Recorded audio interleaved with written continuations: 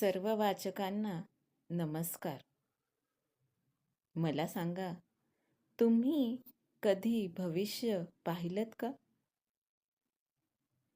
खरंच असतं का भविष्य? जे लोक हात बघून, कुंडली बघून सांगतात, खरंच त्याप्रमाणे होत असतं का? जाणून घेऊया आजच्या कथेत. ही कथा आहे तुमच्यातल्याच त्याची आणि तुमच्यातल्याच तिची. कथेचं नाव आहे भविष्य. जेवायला घेतलंय, ये लवकर. तिनं डायनिंग टेबलवर अन्न ठेवलं आणि त्याला आवाज दिला. हो, आलो. 1 मिनिट. तो आतल्या खोलीतून म्हणाला.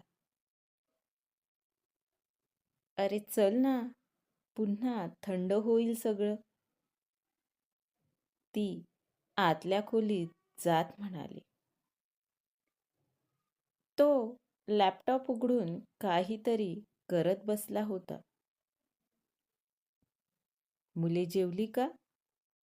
त्यानं विचारलं. हो, स्वयंपाक सुरू होता तेव्हाच जेवली. त्यांना खूप भूक लागली होती. ती म्हणाली. हे बघ, मला काय सापडलं. तो तिच्याकडं लॅपटॉपची स्क्रीन करत म्हणाला. काय आहे रे? ती स्क्रीनकडं बघत म्हणाली. हे बघ, ही एक वेबसाईट आहे. यावर आपली जन्मतारीख टाकली की सगळी कुंडली आपल्यासमोर उघडते.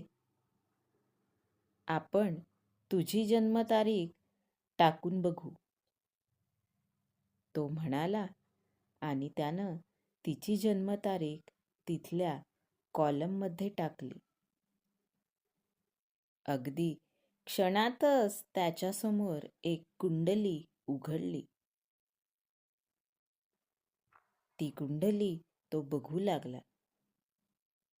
ती पण आश्चर्यानं पाहू लागली. अच्छा, हे असं आहे होय.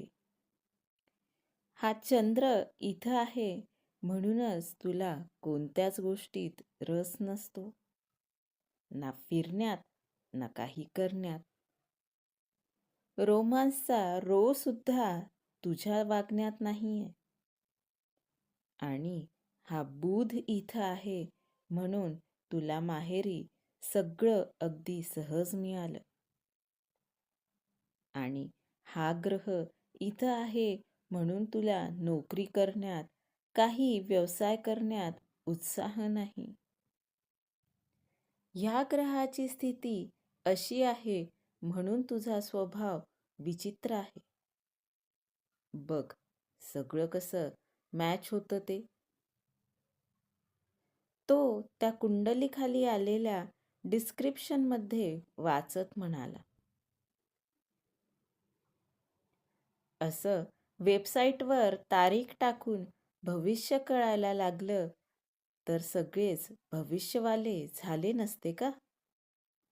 ज्योतिषशास्त्राला काही अर्थच राहिला नसता. जे लोक कुंडली वगैरे बघतात त्यांनी त्या शास्त्राचा अभ्यास केलेला असतो. आणि मला जेवढं माहिती आहे त्यावरून कुंडली काढायसाठी जन्मवेळही महत्त्वाची असते.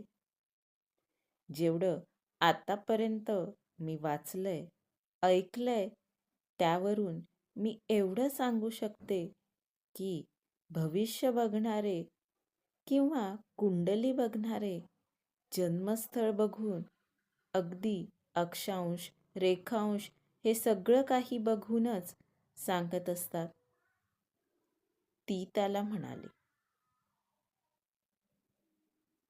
हो, ते करतही असतील. पण इथं बघ ना, आपल्याला ठोक टाळे दिले आहेत. मी म्हणत नाहीये की सगळं सेम असेल, पण तुझं बघ ना, सगळं कसं बरोबर दिसतंय ते. तो म्हणाला. मग तुझं भविष्य दाखव ना काय आहे ते. ती म्हणाली. माझं? एक मिनिट. मी पाहिलं होतं मघा. माझ्या कुंडलीत सगळं मी कष्टानं मिळवणार आहे असं दिलं आहे. आणि मी ते मिळवलं देखील आहे. हे बघ, जिथं तुला सहजासहजी मिळालं तिथं मला सगळं कमवावं लागलं. तो काहीसा अभिमानात दुसरी विंडो ओपन करत म्हणाला.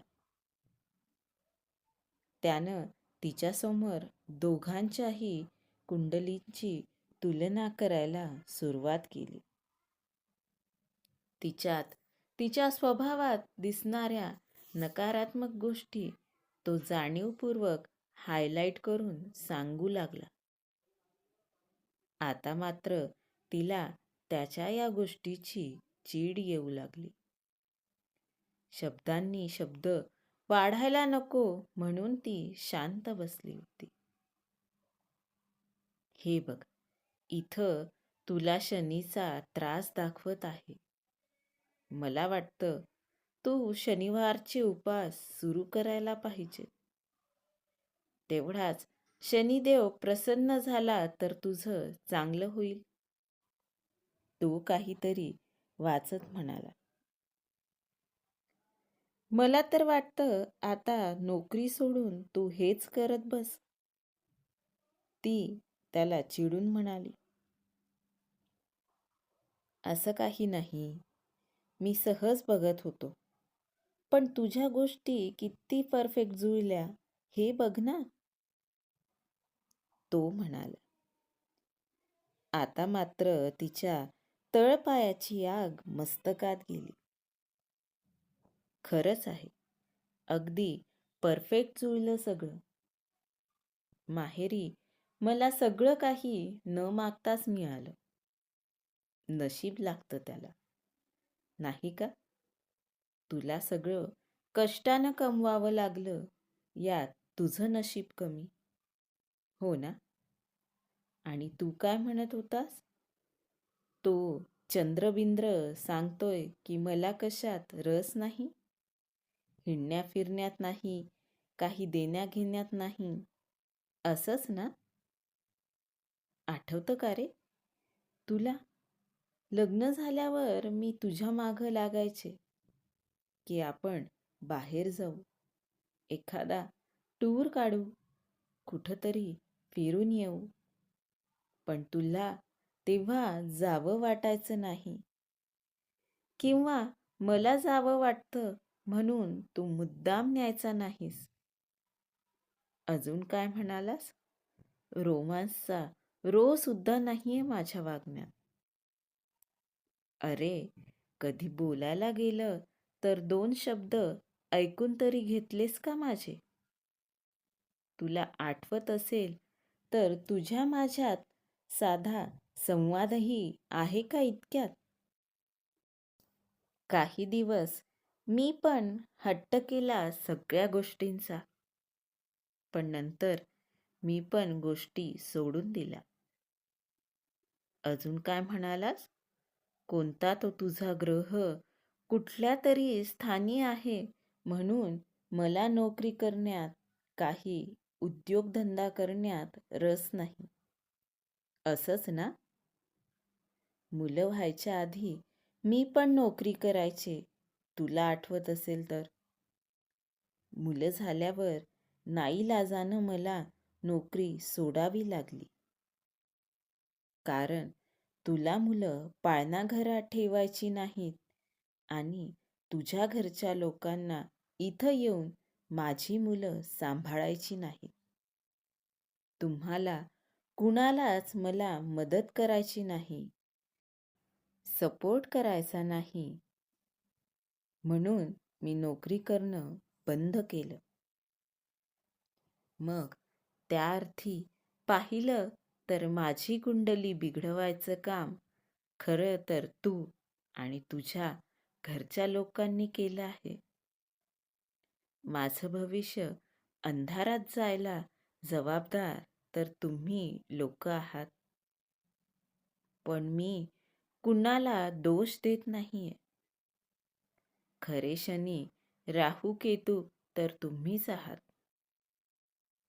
डायनिंग टेबलवर अन्न गरम करून ठेवलंय.